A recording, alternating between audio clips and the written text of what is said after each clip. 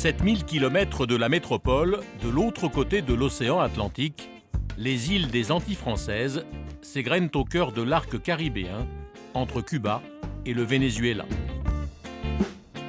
Entre les plages de sable blanc, les lagons aux eaux transparentes et les forêts tropicales, ce territoire recèle des trésors défendus avec passion par les Antillais.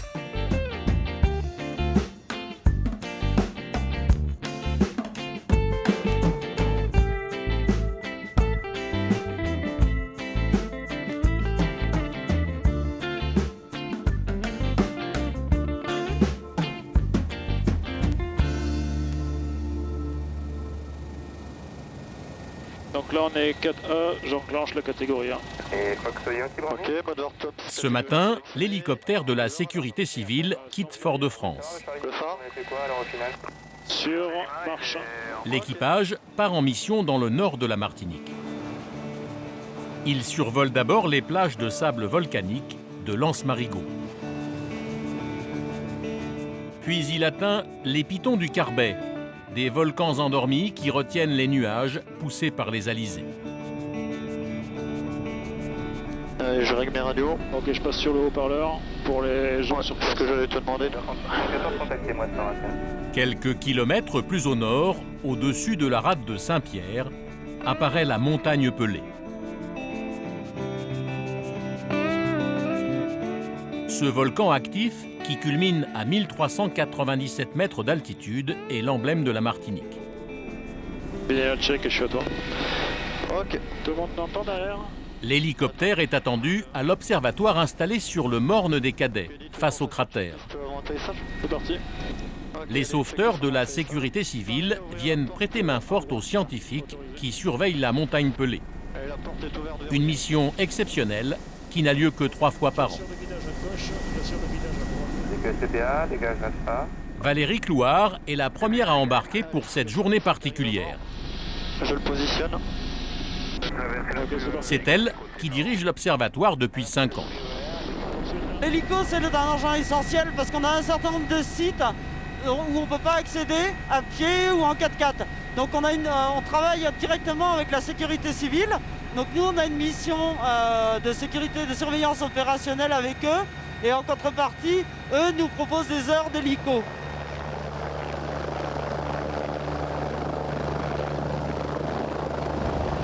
Après 5 minutes de vol, l'hélicoptère dépose Valérie au Grand B. C'est l'une des 6 stations de surveillance disposées tout autour du volcan. De ce promontoire, on peut admirer le paysage accidenté de la Martinique. La Martinique, c'est une île qui est complètement volcanique. Donc le dernier volcan en date, c'est bien la montagne Pelée. Alors, si on continue à se décaler, on voit ici un volcan. C'est un des vieux de la Martinique, c'est le Mont Jacob.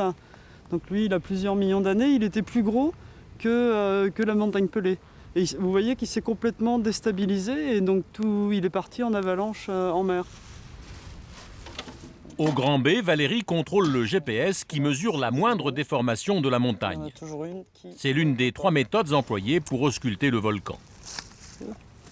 Cette espèce de respiration du volcan, elle provient en fait de l'injection de magma par en dessous, puisqu'il va prendre du volume à l'intérieur. Et donc vous allez avoir les flancs du volcan qui vont gonfler. Donc si ça commence à bouger, on peut se dire qu'il commence à se passer des choses en dessous, quoi.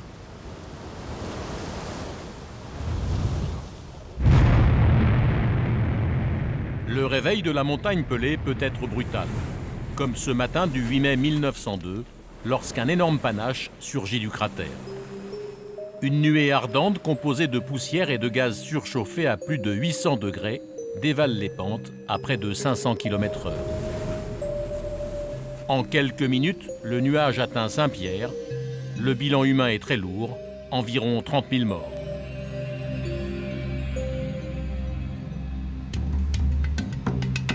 Explosif, ce volcan est du même type que le Vésuve qui a détruit Pompéi. Plus tard dans la journée, sur le versant est, 2 autres membres de l'équipe rejoignent la station du Petit B à 1000 mètres d'altitude. Comme plus de 300 jours par an, les nuages, poussés par l'océan, recouvrent la montagne. Moi je préfère à la limite la montée quand il y a des nuages que quand il n'y a pas de nuages. Parce que quand il y a des nuages au sommet, ça a une part de mystère, il y a quelque chose. Elle est habitée, elle a une âme, enfin, il y a quelque chose, elle est vivante. Alors que quand il n'y a pas de nuages, finalement, c'est un sommet comme un autre, quoi. Allez. Je te passe le capteur, Jean-Marie. Vas-y, aboule le truc. Jean-Marie et David remplacent un sismographe qui enregistre les plus infimes tremblements de terre. Bon, c'est posé. Voilà, on va être bien. C'est la deuxième technique utilisée pour mesurer l'activité du volcan. Le but du jeu est d'essayer de prévoir l'éruption, de la voir venir à l'avance. Et un volcan, c'est pas une cheminée bien ramonée. Et donc quand la lave commence à remonter, il faut qu'elle se fraye un chemin. Et du coup, ça fait vibrer toute la montagne. Et c'est ça qu'on essaie d'enregistrer et qu'on cherche à capter avec ces instruments qu'on met un petit peu partout, tout autour de la montagne Pelée. C'est la fin de la journée. L'hélicoptère vient récupérer Jean-Marie et David. La mission aérienne prend fin. Tous les instruments de mesure fonctionnent.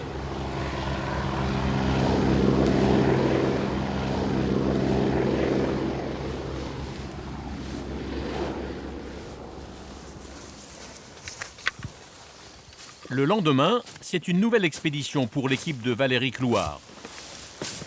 Cette fois sans hélicoptère. C'est à pied et par 40 degrés qu'ils progressent sur les pentes du volcan.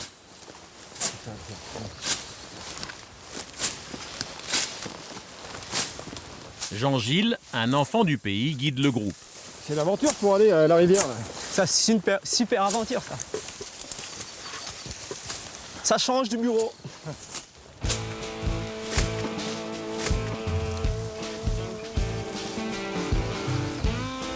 Ils vont marcher pendant 4 heures pour atteindre ce que l'on appelle ici les sources chaudes. Ils vont y mesurer la température de l'eau. C'est la troisième technique utilisée par les vulcanologues pour surveiller le volcan.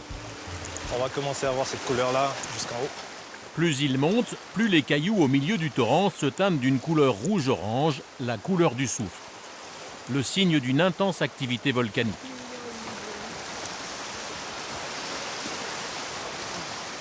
Après 5 heures de montée, ils atteignent enfin le canyon des Ravines à 900 mètres d'altitude.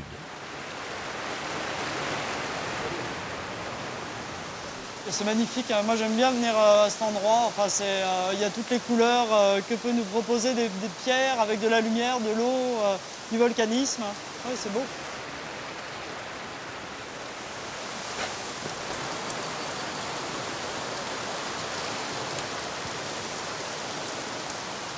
Là, j'essaie de sonder un petit peu le terrain pour, à main nue, essayer de voir s'il y a une petite différence de température. Concrètement, c'est comme si, avec un gamin, on posait la main sur le front du gamin pour évaluer la température. Et ben, c'est exactement pareil. David vient 3 fois par an effectuer cette mesure. 783 pour la conductivité. D'accord.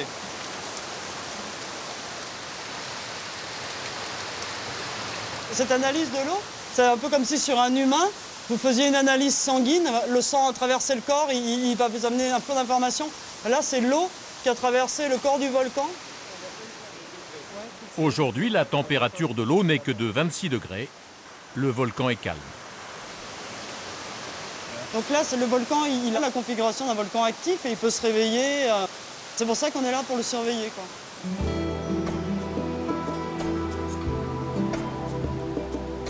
La mission est terminée, les vulcanologues peuvent redescendre vers l'observatoire.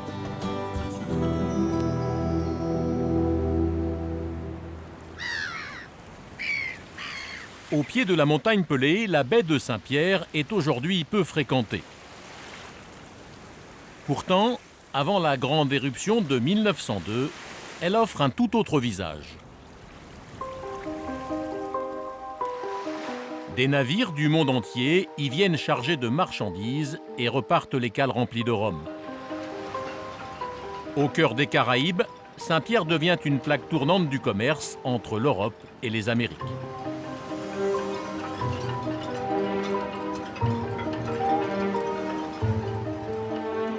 Au moment de l'explosion, l'onde de choc fait couler les 200 bateaux au mouillage.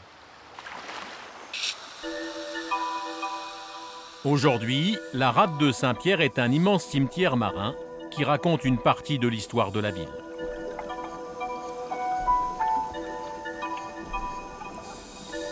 Au total, des dizaines d'épaves reposent ici par 60 mètres de fond.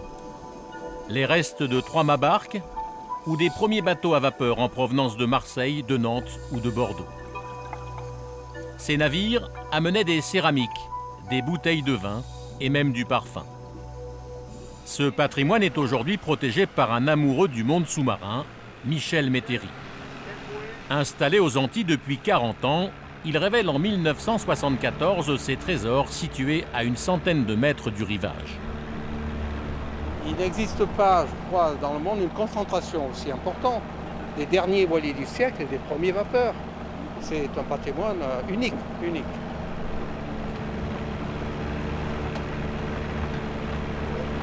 Aujourd'hui, 2 passionnés de plongée accompagnent Michel pour filmer la Teresa, un navire de 38 mètres de long.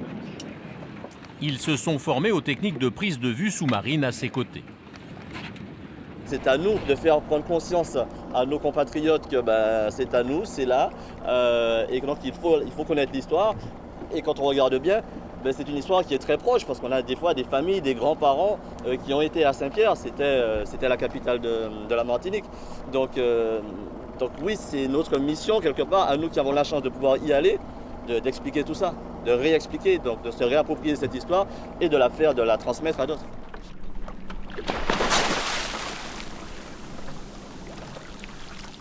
Ah, le bonheur, voilà le bonheur, ça c'est quoi.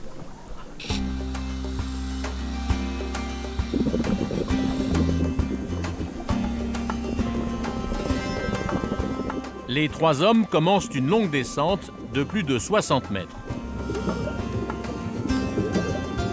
Une profondeur que seuls des plongeurs aguerris peuvent atteindre. En 10 minutes, ils arrivent sur les vestiges de la Teresa, un bateau qui transportait du plomb depuis Marseille. Michel filme avec une caméra haute définition qu'il a lui-même mise au point. Grâce à ces images magnifiques, il fait sortir ce patrimoine de l'oubli.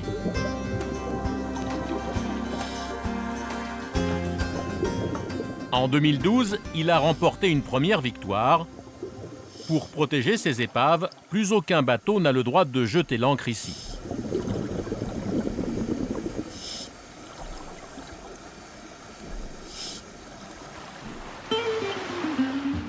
Avant le réveil de la montagne Pelée, Saint-Pierre, avec ses 30 000 habitants, était la plus grande ville de Martinique. Une cité très moderne à l'époque. La première à avoir un réseau d'éclairage électrique, une ligne de tramway et une imposante chambre de commerce. Le seul édifice à avoir été reconstruit à l'identique dans les années 90 avec la halle du marché.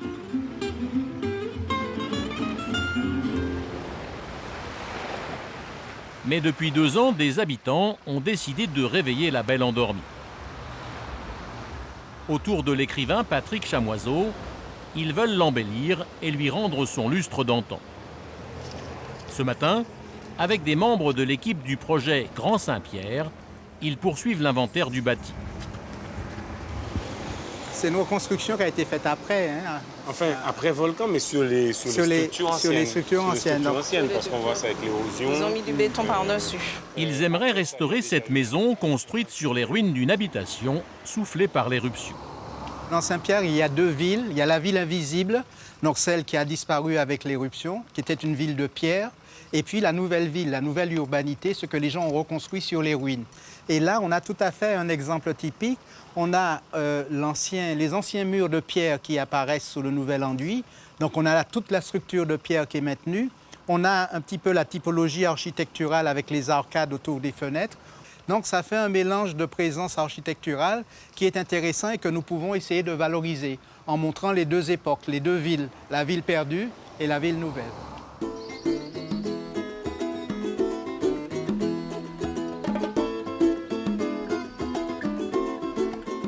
En haut de la ville apparaît un autre lieu qu'ils aimeraient mettre en valeur, l'ancien théâtre.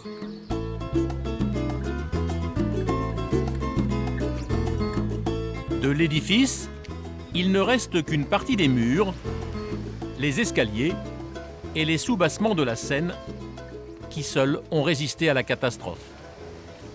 Nous sommes au cœur du vieux théâtre de Saint-Pierre, qui a été construit en 1786. Et dès cette époque, on a eu ici des opéras, des opérettes, des pièces de théâtre. Et c'était un théâtre qui pouvait accueillir 800 personnes. Et en plus, on a eu beaucoup de cabarets, puisque les marins qui venaient le soir avaient besoin de s'amuser. Donc il y avait des cabarets, il y avait toute espèce de lieux de perdition et de maisons closes et autres. C'était vraiment une ville qui était en rupture totale avec tout le système rural qui constituait l'ensemble de la Martinique et la plupart des îles de la Caraïbe. Bientôt, Saint-Pierre offrira un nouveau visage, celui d'une ville réconciliée avec l'histoire et son volcan.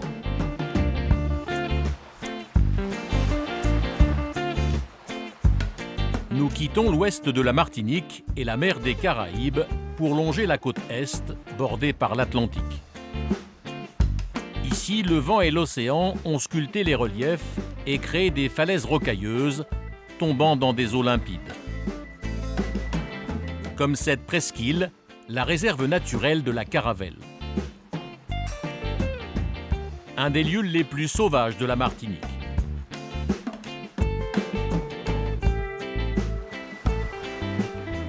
À l'extrême sud, près du village de Sainte-Anne, se dévoile la plage des Salines, un site naturel exceptionnel.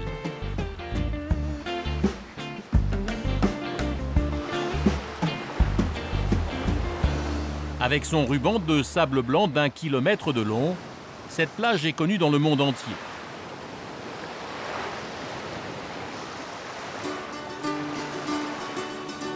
Mais c'est derrière cet endroit paradisiaque qui attire chaque année plus de 2 millions de visiteurs, que se trouve un véritable trésor écologique, l'étang des Salines. Ici, l'eau douce se mélange à l'eau salée, un milieu particulier où se développe une magnifique forêt de mangroves.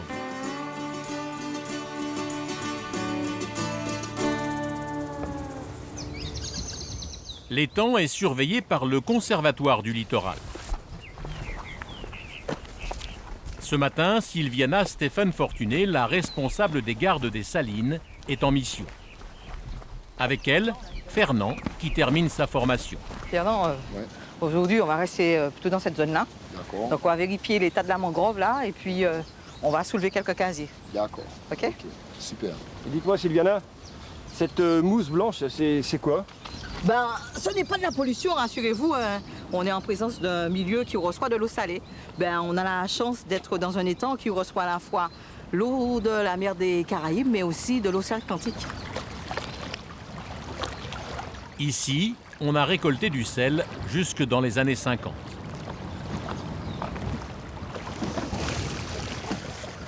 Sylviana et Fernand partent pour 2 heures de surveillance. Dans ce site protégé, le manque de fond interdit l'utilisation du moteur. C'est à la force des bras, avec une perche, le piquet, qu'ils doivent progresser. Bah, il faut des muscles, hein? Des muscles. N'est-ce pas, Fernand? Ah oui, là, il faut des muscles, là. Ça va nous faire descendre. Putain. Non, quand tu fais par là, c'est... Non, normalement, on doit revenir bien, oui. Ouais. J'ai eu l'habitude de faire... de piquer, parce que mon père, il était marin-pêcheur. Donc, du coup, quand j'étais petit, j'avais un radeau. Et le système du radeau, c'est piquer. Pas de rame, donc c'est sûr que ça m'a appris.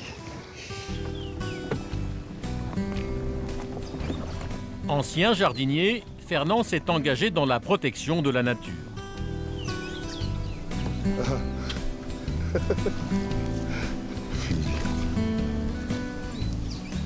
Sylviana a grandi à Fort-de-France. Après un BTS en environnement, elle est devenue garde du littoral. Regarde, dans le coin, on devrait avoir un casier, là. On va descendre. On va descendre. Normalement, tu as des casiers dans le coin, là. Après une demi-heure d'effort, ils atteignent la mangrove.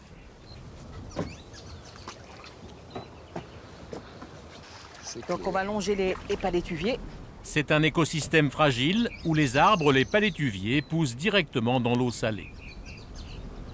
Un rempart contre l'érosion des côtes et une protection contre la montée des eaux. Pourtant, partout sur la planète, la mangrove est menacée. Là, ça va, ça s'enfonce bien. Ouais, ça s'enfonce bien. C'est clair. Là, on est vraiment sous les racines des palétuviers.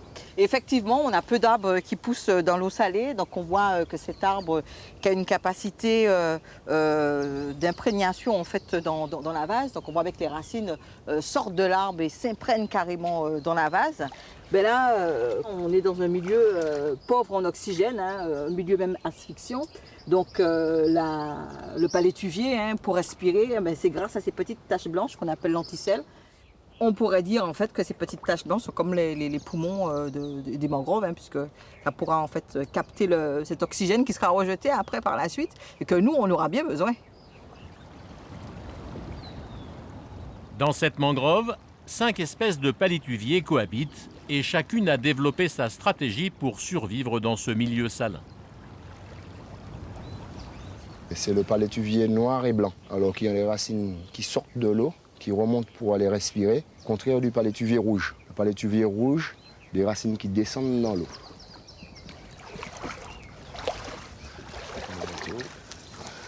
Sylviana et Fernand veulent vérifier les casiers posés par les pêcheurs locaux. Donc, ce sont des casiers traditionnels. Ça, c'est des acoupas. Je veux dire, comme assez petits. Hein.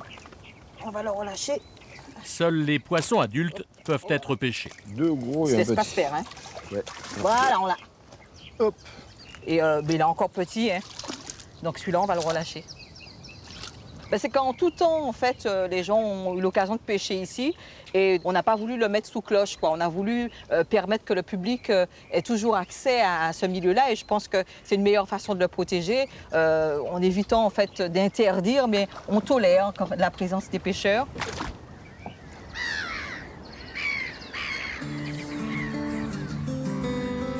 L'étang des Salines est aussi une étape pour les oiseaux migrateurs. Au cours de leur voyage entre les États-Unis et les pays plus chauds d'Amérique latine, plus de 40 espèces font escale ici. Tu le vois bien, le grand héron, là? Il est magnifique, hein? David Belfand est ornithologue. Il travaille régulièrement avec les gardes du littoral. Ce soir, il observe un grand héron, la plus grande des espèces, qui vient se poser ici, entre septembre et décembre. Avec ses 100 hectares, l'étang est visible de très loin. C'est un milieu qui est visible facilement pour eux parce qu'en fait, ils volent à très haute altitude. Donc, on peut comparer ça à un miroir qui scintille dans le ciel. Donc, l'oiseau qui passe en altitude voit le scintillement. Donc, il sait qu'il y a un plan d'eau. Donc, il descend pour pouvoir se nourrir, s'abreuver et se reposer pour pouvoir continuer son voyage. Donc, ce qu'on va faire, c'est prendre... je vais prendre déjà le point GPS. David réalise un inventaire pour le Conservatoire du littoral. Donc par la suite, je vais te donner les références plus tard. D'accord. Donc là, j'ai noté 2 grands hérons, un pluvier argenté, 3 grandes aigrettes, un martin pêcheur. Demain, David est attendu sur un autre site, plus au sud, sur le plus beau sanctuaire pour oiseaux de la Martinique.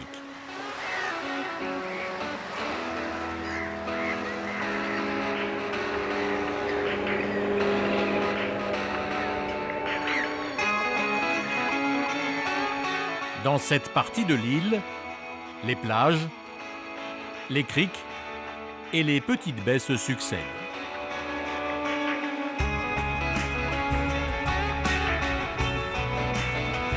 Puis apparaît un étonnant rocher volcanique qui se dresse au-dessus des flots, le rocher du diamant.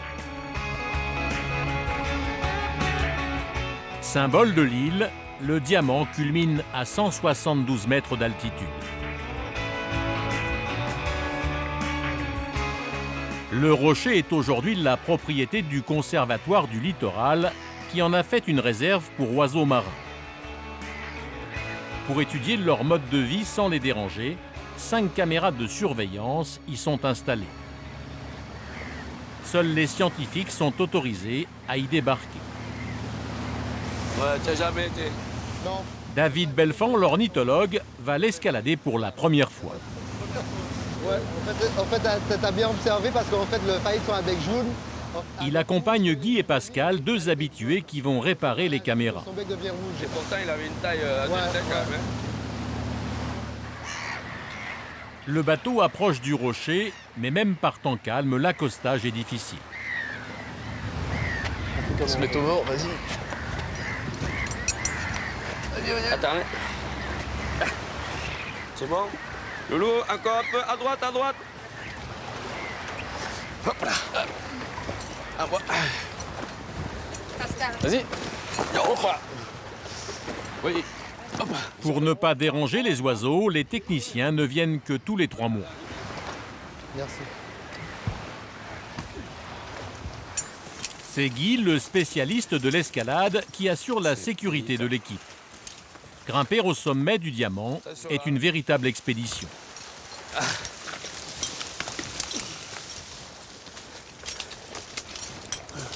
Après une demi-heure de marche, l'équipe longe les vestiges des fortifications militaires. Les témoins d'une lutte incessante entre les marines françaises et anglaises. C'est un endroit stratégique ici. En fait, il bloquait la plupart des bateaux qui allaient sur Fort-de-France et il surveillait tout ce qui se passait dans le canal de Sainte-Lucie. En 1804, les Britanniques prennent possession du diamant. Ils y installent une batterie de canons pour attaquer les navires français. Une garnison de 200 soldats occupe l'endroit. Les Anglais construisent même un hôpital.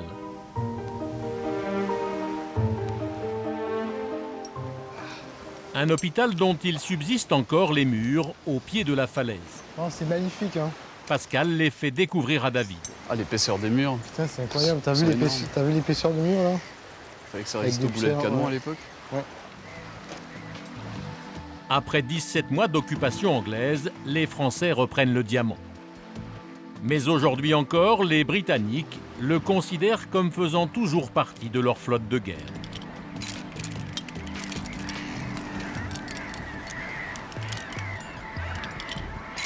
Pour les grimpeurs, le plus dur commence. Il faut escalader une verticale d'une centaine de mètres pour atteindre les caméras. Voilà. Un parcours difficile sous un soleil brûlant. Guy ouvre la voie. Tiens, regarde, tu vas sortir derrière moi, là. Sac là, sac là, attends.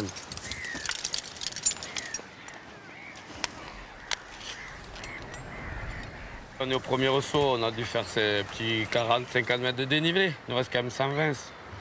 Mais après ce petit ressaut, après c'est plus cool, quoi.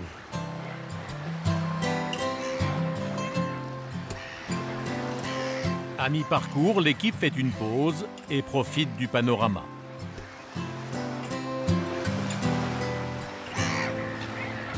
Ça vaut le coup, c'est un super cadeau. On est sur un diamant, donc il y a toute la beauté de la faune et de la flore, ainsi que le paysage qui est magnifique en face.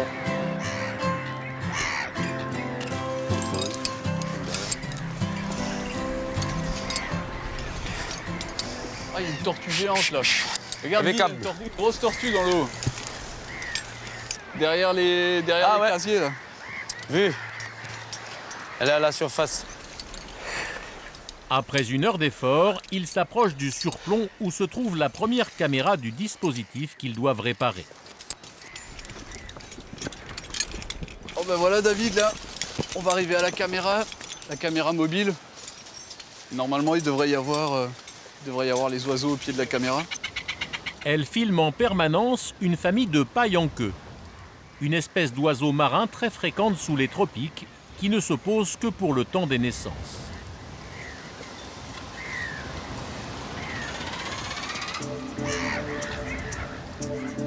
Les paille-en-queue ne construisent pas de nid, ils pondent directement dans les falaises.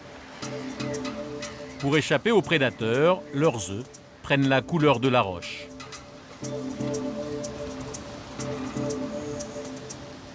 À l'âge adulte, la queue de cet oiseau se pare d'une longue plume.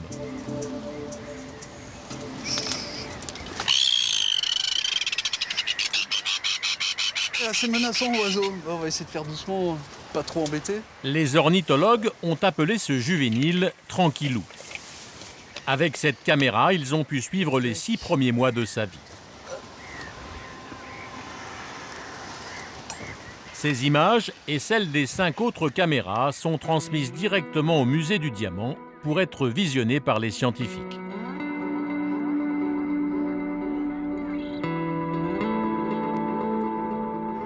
Avec ce système, les observateurs ont comptabilisé le temps passé par les parents de Tranquillou pour lui trouver de la nourriture en haute mer.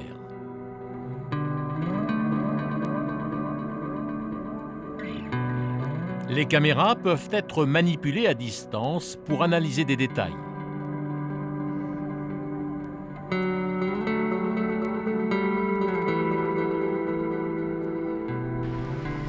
Tranquillou sera surveillé sans présence humaine jusqu'à son premier vol.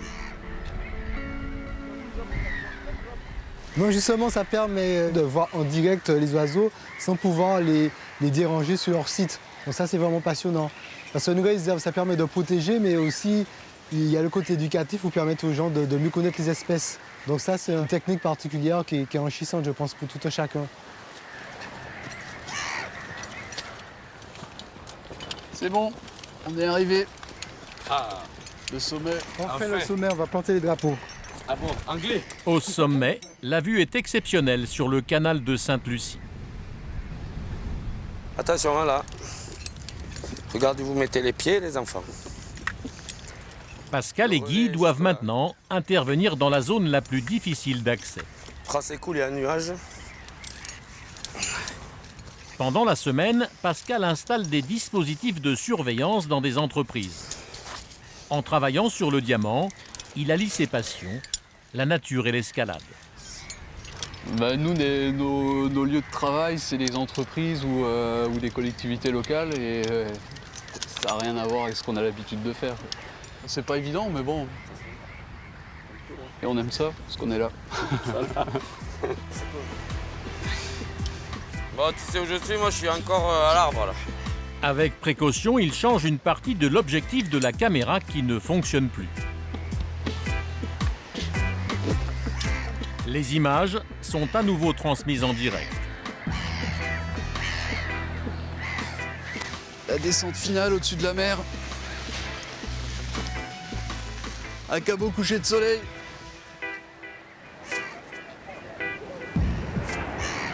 La mission est accomplie après 10 heures passées sur les falaises du Diamant.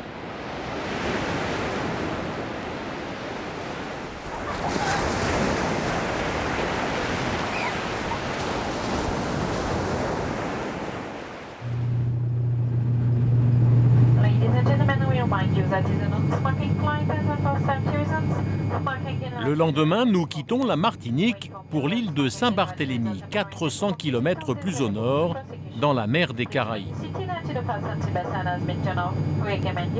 Sylviana Stéphane Fortuné, la responsable des gardes du littoral des Salines, y est attendue par ses collègues de la réserve naturelle.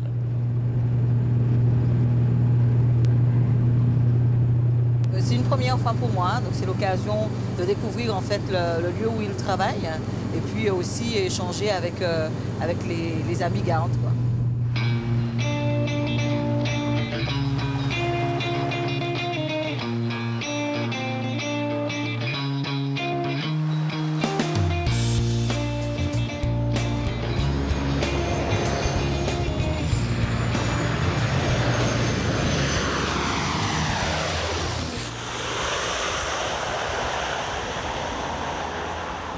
Atterrir à Gustavia est compliqué pour les pilotes. La piste est très courte et entourée de montagnes. C'est l'un des aéroports les plus dangereux au monde. Depuis les années 50, Saint-Barthélemy est fréquenté par les milliardaires. À la belle saison, les yachts les plus somptueux font escale ici. Pourtant, derrière cette image de tourisme de luxe, se cache une nature exceptionnelle et une histoire singulière. Ce paradis pour riches n'a pas toujours été français. Louis XVI cède Saint-Barthélemy à la Suède en 1784 en contrepartie d'un accord commercial. Aujourd'hui encore, les couleurs et l'architecture des maisons attestent de cette présence nordique. Et surtout, le nom des rues reste inscrit en suédois. Saint-Barthélemy est finalement rendu à la France en 1878. Sylviana est accueillie par Franciane Lequelec. C'est elle qui dirige la réserve naturelle depuis 10 ans. Elle lui fait découvrir son île en empruntant l'unique route qui fait le tour de ce petit territoire d'à peine 15 km de long. Alors le point de vue où je t'amène, en fait on aura une vue sur pratiquement tous les îlots de la réserve et une vue sur toute la partie nord de l'île de Saint-Barth.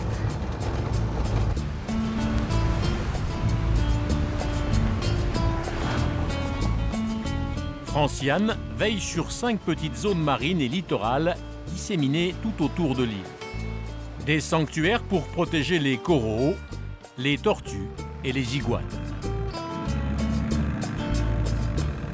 Sur le port, les 2 femmes retrouvent Julien, le mari de Franciane, lui aussi garde du littoral.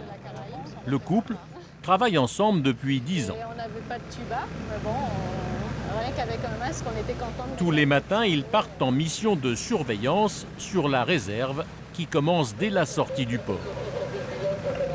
Comme tu vois, juste à côté de la réserve naturelle, il y a le mouillage du port de Gustavia. Nous sommes au mois d'octobre et la baie est peu fréquentée.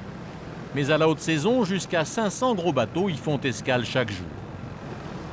C'est alors un véritable défi pour les gardes de protéger ce secteur où viennent habituellement se nourrir les tortues marines.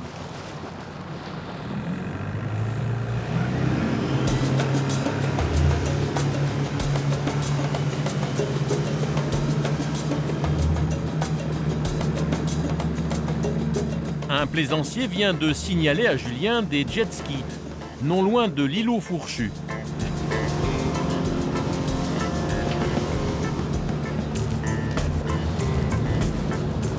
Une pratique strictement interdite dans la réserve.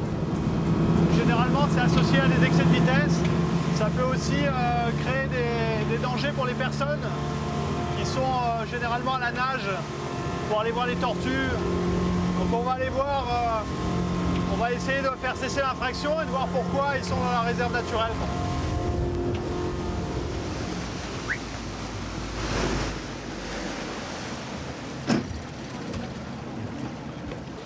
Bonjour. Ça va?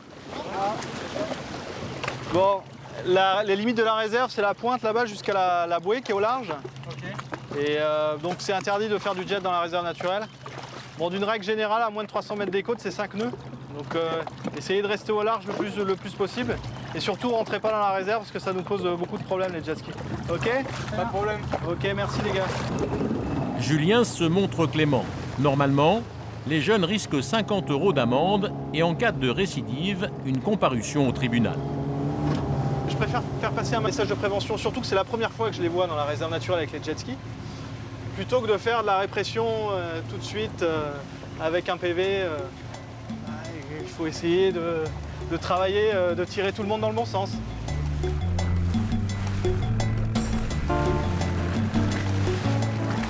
Pendant leur tournée, les gardes s'assurent aussi qu'aucun bateau n'a jeté l'ancre sur le récif corallien ou qu'aucun plongeur ne pratique la chasse sous-marine.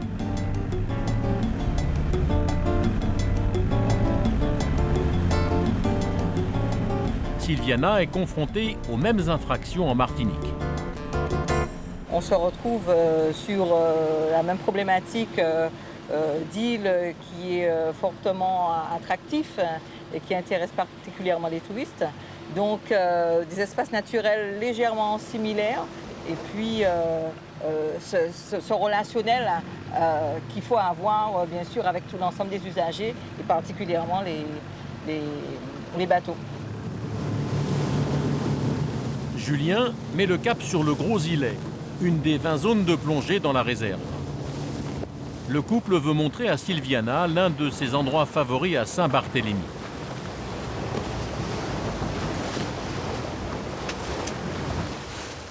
Alors, tu vas voir, c'est très facile. Tu mets ça comme un sac à dos. Pour découvrir ce sanctuaire sous-marin, la garde venue de Martinique va descendre avec des bouteilles pour la première fois. Voilà, tu t'assois tranquillement, c'est pas la peine de... Attention, je laisse la bouteille sur le rebord. Ok. Là, je te mets un petit velcro. Je te resserre un petit peu tes sangs comme une espèce de petit siège d'avion. Sur ce site réputé pour les baptêmes de plongée, les plus belles espèces apparaissent seulement à quelques mètres sous la surface. Souvent, on pense que les richesses sous-marines sont dans les grandes profondeurs, mais en fait, non, c'est entre 0 et 20 mètres, là où c'est le plus clair. Et là où il y a le plus de lumière, c'est là où il y a le plus de vie. 1, 2, 3.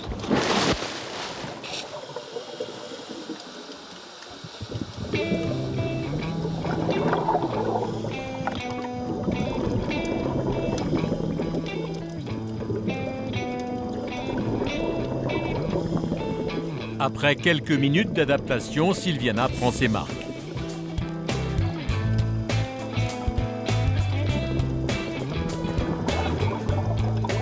Très vite, les premiers poissons tropicaux apparaissent.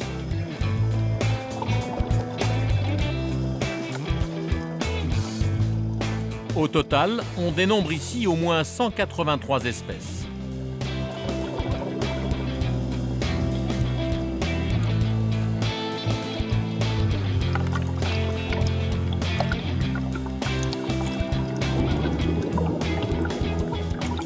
Et pour sa première plongée, elle croise un requin gris, un squale inoffensif.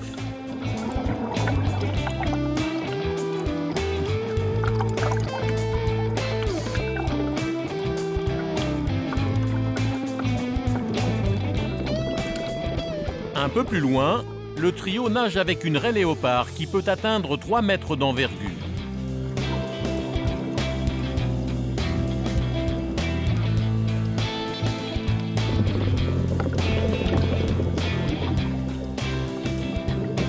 Enfin, apparaît une tortue imbriquée. Un animal chassé depuis des siècles pour la beauté de sa carapace en écaille et menacé d'extinction à l'échelle mondiale.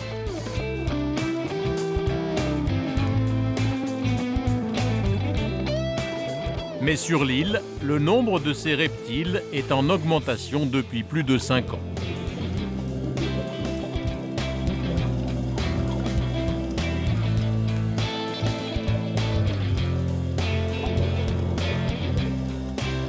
Le sauvetage de cette tortue est le symbole de la réussite de la réserve de Saint-Barthélemy.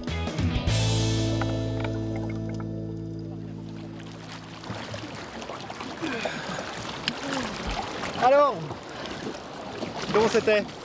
Génial. Cette première expérience. Génial. Un peu flippant au début. J'étais partie avec beaucoup d'appréhension, mais j'ai été bien rassurée. Et ça s'est très bien passé, donc c'était la gestion de la respiration. Mais quand on voit un paysage aussi magnifique, on fait des efforts pour voir tout ça.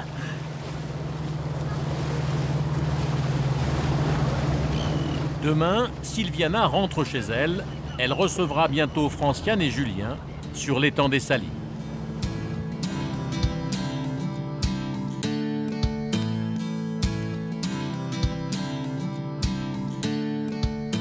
Nous retournons en Martinique au pied des majestueux pitons du Carbet et de la montagne Pelée.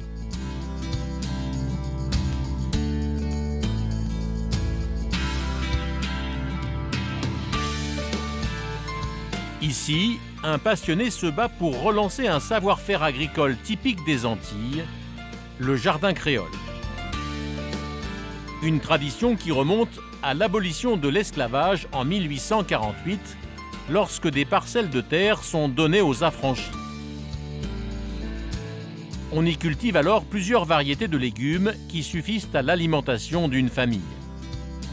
Peu à peu, les jardins créoles disparaissent au profit des grandes exploitations agricoles. Dans la vallée de Font-Saint-Denis, Léon Tisgras retrouve ses gestes d'antan. Il quitte il y a 10 ans son travail d'ingénieur agronome en Allemagne, pour reprendre l'exploitation familiale. Il en fait la première ferme biologique de Martinique.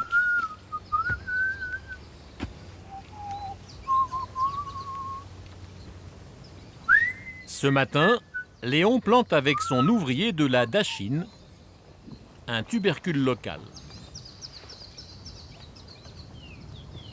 Mais c'est une fierté de pouvoir démontrer d'une part, et planter, je dirais, des produits adaptés à notre environnement, en harmonie avec cette nature.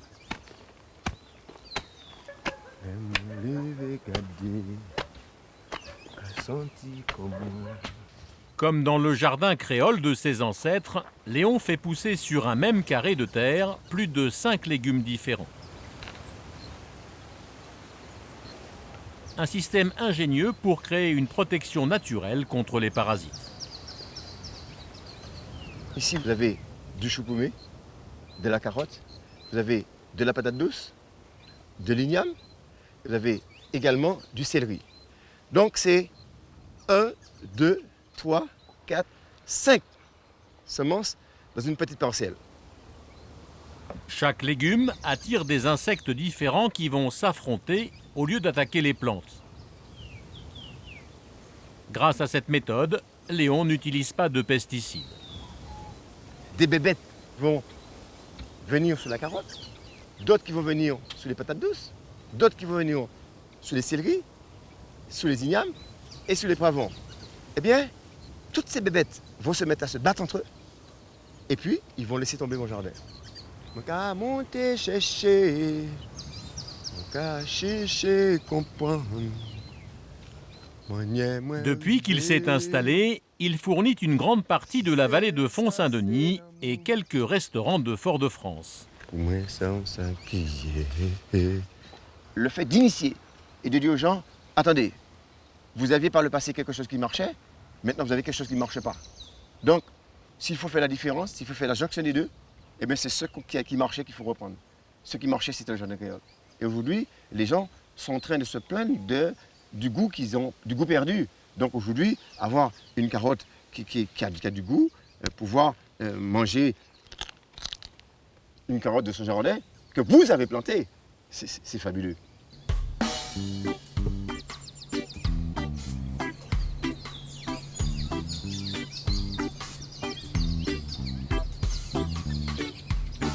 Donc là, vous êtes sur mon exploitation. Régulièrement, Léon reçoit des groupes sur sa propriété pour les initier au jardin créole. Je suis allé dans le champ et j'ai récupéré. Aujourd'hui, il fait redécouvrir un légume oublié à une classe de lycéennes venue de Fort-de-France. En Georges. Un igname jaune, une variété endémique de Martinique, une espèce proche de la pomme de terre. Pouvoir récupérer. Donc, il va leur apprendre à faire des boutures pour le replanter chez elles. Vous voyez la couleur de l'igname? Ce serait triste de perdre ça. Vous voyez? Ça, c'est un plan. Nos parents, par exemple, mettaient un igname en terre et disaient qu'il fallait un gros igname pour avoir des ignames. C'est faux. Donc, ce plan-là va me donner une igname de 1,5 kg. Donc, quels sont celles parmi vous qui ont C'est l'heure maintenant de l'exercice pratique pour les jeunes filles. Quoi? Ah, ça c'est bien ça. On appelle ça des femmes qui osent. Elles vont mettre en terre les boutures d'igname. Ça c'est bien, remplis bien. Tu vas prendre ton morceau d'igname. Pour le reproduire, il suffit d'en planter un tout petit morceau. Ça c'est bien. Génial. Et ton plan va monter. Parfait. Il faut attendre 6 mois pour être dans la bouche. Ça fait plaisir de transmettre, je dis à des jeunes, parce que la transmission fait partie intégrante, je dirais, du savoir-faire. Eh bien, c'est peut-être, mine de rien, un geste simple. Mais imagine-toi qu'on peut encore à nouveau recouper en petits morceaux et refaire des plants. Eh bien, on aura sauvé une variété et ça, c'est formidable. Léon sait captiver son auditoire. Quand on va à l'école, on ne pense pas qu'il y a des endroits comme ça, des hectares, des trucs comme ça, des haricots verts, de fruits, de légumes, fruits pays. Et puis c'est quand on vient, on prend une claque, on se dit mais ça se plante comme ça. Mais nous on est plutôt supermarché. Voilà, supermarché, c'est dans l'assiette, c'est vite fait, c'est tchac, tu payes, tu pars. Et aussi le genre Tandis que là, tu payes pas, t'es chez toi, tu ouais, prends tu payes pas, mais carrément. c'est du temps, c'est du travail. En repartant avec leur bouture d'igname jaune, les lycéennes contribuent à maintenir une variété locale. Les choux sont là, tu vois.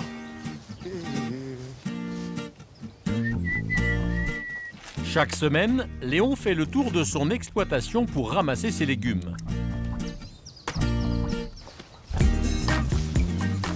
Pour les vendre aux habitants de la vallée sans intermédiaire, il a mis en place un système de livraison de paniers à domicile.